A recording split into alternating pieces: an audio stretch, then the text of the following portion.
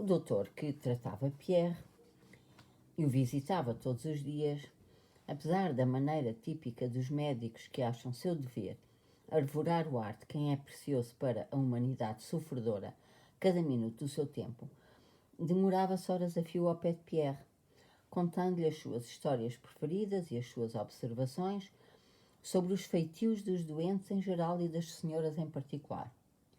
Pois é, falar com este homem é um prazer, não é como com a nossa gente provinciana, dizia o doutor. Em Oriol viviam vários oficiais franceses prisioneiros, tendo o doutor trazido um deles, um jovem oficial italiano, junto de Pierre. A partir de então, o oficial começou a visitar Pierre, fazendo com que a princesa se risse daqueles sentimentos ternos que o italiano mostrava por Pierre. O italiano, pelos vistos, apenas era feliz quando podia visitar Pierre, conversar com ele e contar-lhe o seu passado, a sua vida familiar, o seu amor, e desabafar exprimindo a sua indignação pelos franceses, sobretudo por Napoleão. Se todos os russos forem parecidos com o senhor, nem que seja só um pouco, dizia a Pierre, é um sacrilégio fazer a guerra contra um povo como o vosso. Vocês que sofreram tanto por causa dos franceses nem sequer lhes guardam rancor. E Pierre ganhou o grande amor do italiano apenas porque despertava nele o melhor da sua alma e olhava para isso com prazer. Nos últimos tempos da estada de Pierre em Oriol foi visitá-lo uma ação, o seu velho conhecido Conde Wilarski, o mesmo que o introduzira na loja em 1807. Wilarski estava casado com uma russa rica que tinha grandes propriedades na província de Oriol e ocupava na cidade um cargo provisório na administração de aprovisionamento. Quando soube que Bezukov estava em Oriol, Wilarski, embora nunca tivesse sido um amigo de Pierre muito chegado, foi visitá-lo com aquelas declarações de amizade e compreensão que as pessoas normalmente exprimem quando se encontram no deserto. Wilarski aborrecia-se em Oriol e estava feliz por encontrar em Oriol um homem do seu círculo social e supunha com os mesmos interesses. Porém, para seu espanto, Wilarski não tardou em descobrir que Pierre se atrasara muito em relação à vida atual e caíra na apatia e no egoísmo, como ele caracterizava mentalmente Pierre. Você está a ganhar crosta, meu caro, dizia-lhe. Apesar disso, Wilarski sentia-se agora melhor do que antes com Pierre e todos os dias o visitava. Quanto a Pierre, quando olhava para Wilarski e o ouvia, sentia-se estranho, quase não acreditando que pouco tempo atrás ele era como Wilarski. Wilarski era um homem de família ocupado com os assuntos da herdade da mulher, com o serviço público e com a família. Considerava, porém, que todas estas obrigações eram um empecilho para a vida e todas desprezíveis, porque o objetivo delas era o seu bem pessoal e o da sua família. As considerações militares, administrativas, políticas e da maçonaria absorviam constantemente toda a atenção de Wilarski. E Pierre, sem tentar mudar a opinião de Wilarski, sem o censurar, contemplava com a sua nova ironia serena e alegre aquele fenómeno estranho tão familiar para ele. Nas suas relações com Wilarski, com a prima princesa, com o doutor, com toda a gente que agora encontrava, Pierre manifestava um novo traço de caráter com que cativava a simpatia de todos. Reconhecia a todos a possibilidade de pensar, sentir e ver as coisas à maneira de cada qual. Reconhecia que era impossível dissuadir uma pessoa com palavras. Esta particularidade legítima de cada um, que antes enervava e irritava Pierre, era agora a base da simpatia e do interesse dele pelas pessoas. A diferença, por vezes a contradição absoluta dos pontos de vista de uns em relação aos de outros e ao modo de vida de cada qual, provocava-lhe um sorriso irónico e meigo. Nos assuntos práticos, Pierre sentiu de repente que tinha um centro de gravidade que antes não existia. Dantes, cada problema de dinheiro, sobretudo pedidos de empréstimo a que ele, como homem muito rico, ficava sujeito muitas vezes, levaram-no a emoções e perplexidades irresolúveis. Dar ou não dar? Perguntava a si mesmo. Eu tenho e ele precisa, mas há outro que precisa ainda mais. Mas quem precisa mais? Ou talvez sejam os dois uns malandros. E dantes, Como não encontrasse respostas para estas suposições, dava dinheiro a todos enquanto havia dinheiro para dar.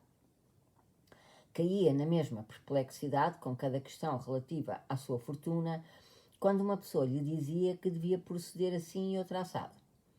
Agora, para seu próprio espanto, descobrira que em todas essas questões não havia mais dúvidas nem perplexidades.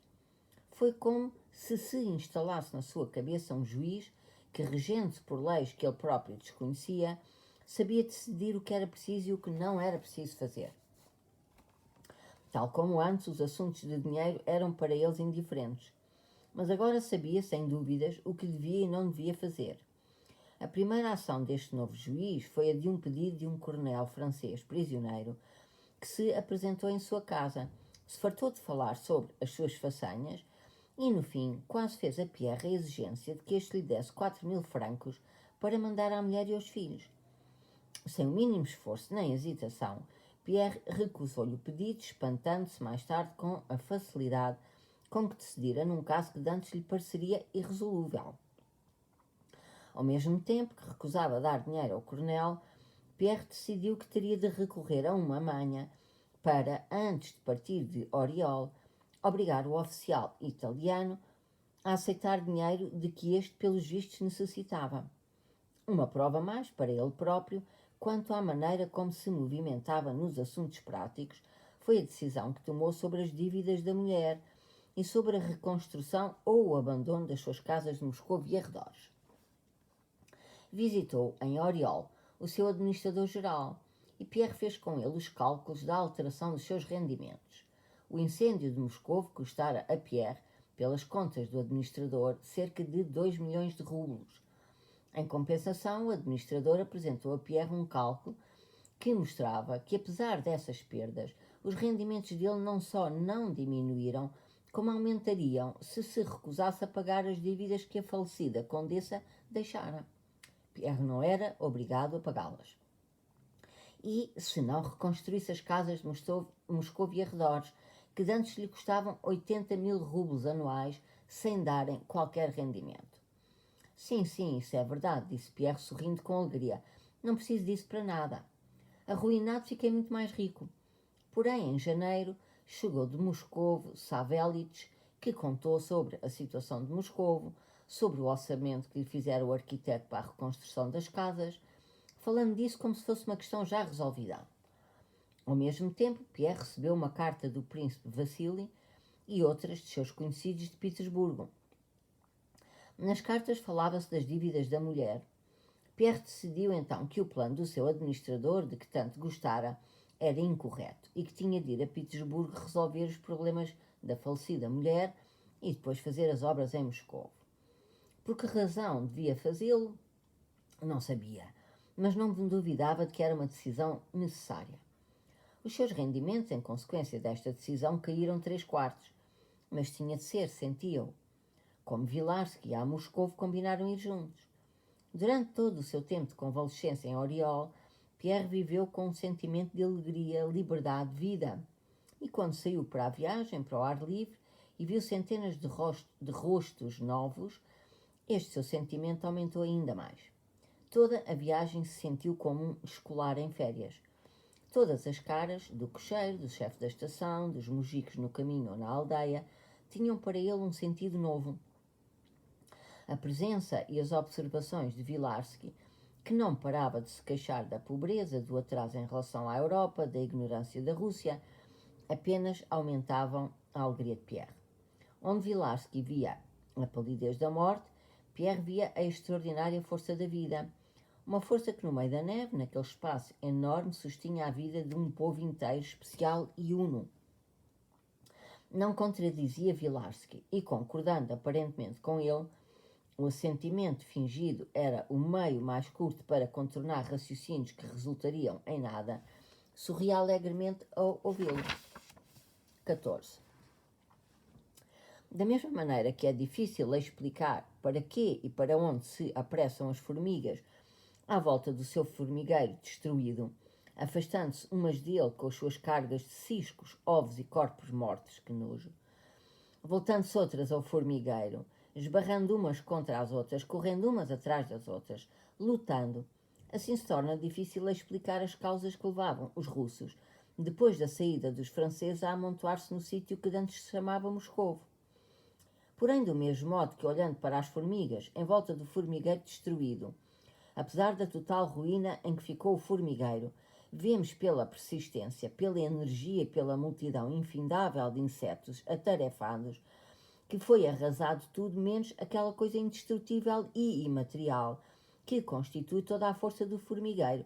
Do mesmo modo, Moscovo, no mês de outubro, apesar da ausência de autoridades e de igrejas, de relíquias, de riquezas, de casas, era a mesma Moscovo que em agosto. Estava tudo destruído, menos qualquer coisa imaterial, mas poderosa e indestrutível.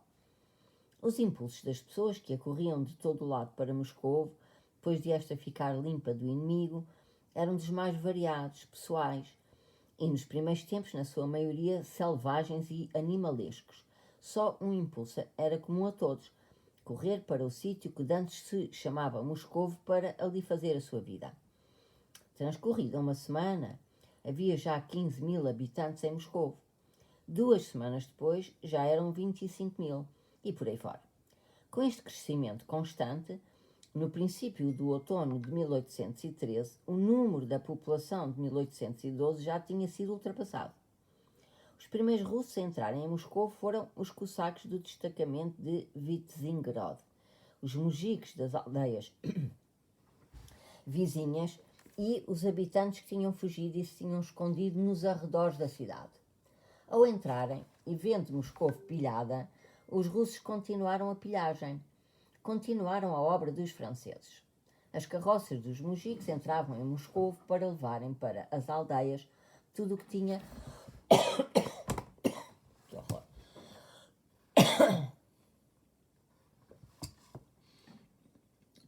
Tudo o que tinha sido abandonado. Nas ruas e nas casas arruinadas. Os cossacos levavam tudo o que podiam para os seus acampamentos. Os donos das casas apropriavam-se de tudo o que encontravam noutras casas com o pretexto de que eram coisas deles. Atrás dos primeiros saqueadores chegavam outros, depois outros e, a cada dia que passava, à medida que aumentava o número de saqueadores, a pilhagem tornava-se mais difícil e tomava formas mais definidas.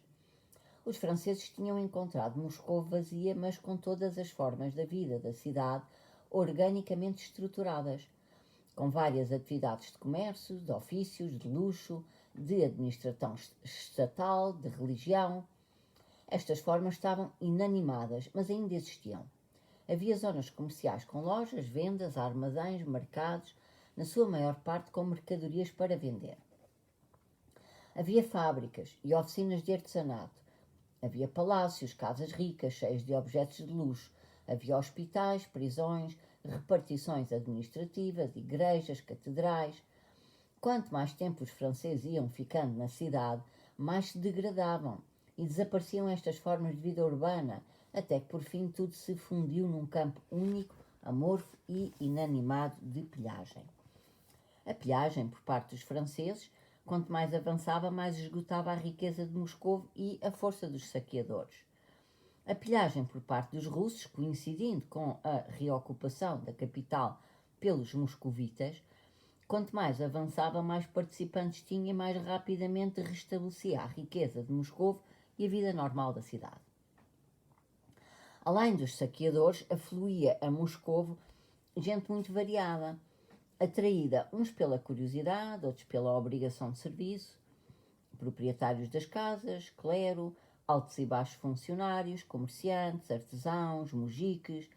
Para Moscou afluía gente de todos os lados, como o sangue aflui ao coração. Uma semana depois, já os mujiques que chegavam com as carroças vazias para levarem coisas da cidade eram detidos pelas autoridades e obrigados a trabalhar na recolha dos cadáveres na cidade. Outros mujiques, informados sobre o azar dos companheiros, entravam agora em Moscou com pão, aveia, feno, concorrendo de tal maneira que os preços ficaram inferiores aos antigos. Equipas de carpinteiros, com a esperança de ganharem bom dinheiro, entravam todos os dias em Moscou e por todo lado se viam prédios novos em construção e reparações nos prédios atingidos pelo fogo. Os comerciantes abriam as suas vendas em barracas. Eram organizadas casas de paz, de estalagens, em prédios tocados pelo fogo. O clero recomeçou o serviço religioso em muitas igrejas incólumes. Doadores traziam objetos de culto pilhados. Os funcionários instalavam as suas mesas cobertas de pano e os armários com papéis nas salas pequenas. As autoridades superiores e a polícia organizavam a distribuição dos bens que se tinham salvado depois da saída dos franceses. Os donos das casas, em que eram encontradas muitas coisas trazidas de outras casas, queixavam-se de que era injusto levar tudo para a Câmara das Arestas. Outros insistiam em que os franceses é que tinham levado as coisas de várias casas para este ou aquele sítio, pelo que era injusto entregar ao dono da casa objetos que os franceses tinham mudado. Criticavam a polícia, subornavam, escreviam listas com valores 10 vezes superiores dos bens públicos desaparecidos no fogo e exigiam ajuda financeira. O conde Rastopchin escrevia os seus panfletos.